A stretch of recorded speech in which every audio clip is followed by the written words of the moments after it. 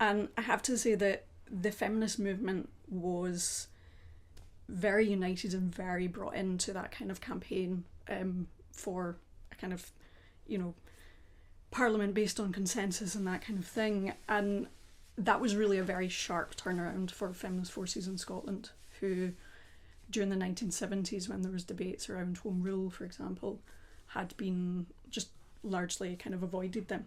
And there were several reasons for that. One was just that the women's liberation movement kind of had a general scepticism around state institutions and parliaments and so on, which were seen as, masculine institutions.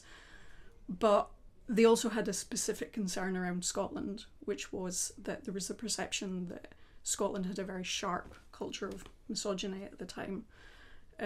So, for example, the Scottish Women's Liberation Journal in 1978 reported on the Garscadden by-election where Donald Dewar was standing for the Labour Party, and he'd been told to oppose abortion reform.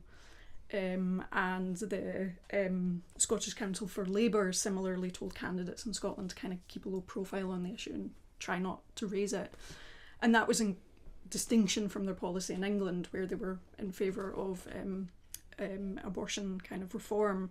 So there was this real fear that a Scottish Parliament, even in the hands of the left and the Labour Party or other forces, would be, quite a socially conservative force, basically. And that really turned round during the 1980s, but it turned round largely in the context of defeats of the left. So I would say that the feminist movement at the time was largely following a kind of similar trend as the rest of the left. It's just they started from a slightly different position. So most of the left was kind of going into a major crisis because, the trade unions were defeated, there was Thatcherism on the rise and so on.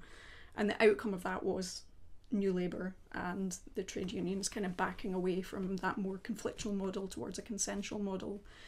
And I think that the feminist forces in the 1990s were really key in promoting these new politics of the Scottish Parliament, and the values of those new politics of consensus, representation, equality, participation could be seen as values of the women's liberation movement, but they'd kind of been in certain senses flipped on their head.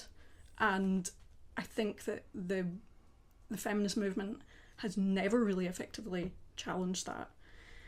What I would say is maybe a slight addendum to that part, since you did ask about dissenting voices, is of course that is an overall trend. It's not every single person in the movement. There's always been dissenting feminist voices. There's also been a women's movement which has been very much in conflict with the state. So a couple of big examples would be 1993 Timex dispute, very feminised kind of strike, and then 2004 the nursery nurse dispute as well, which was again, a very feminised workforce.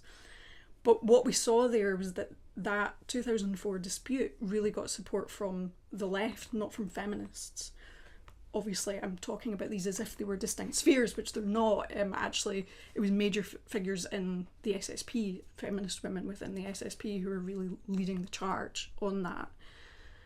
However, it is kind of interesting that the kind of what we would see as maybe the mainstream feminist movement that has a lot more of the institutional power, which has really been brought into government, were not really key voices in those disputes and largely just don't talk about them.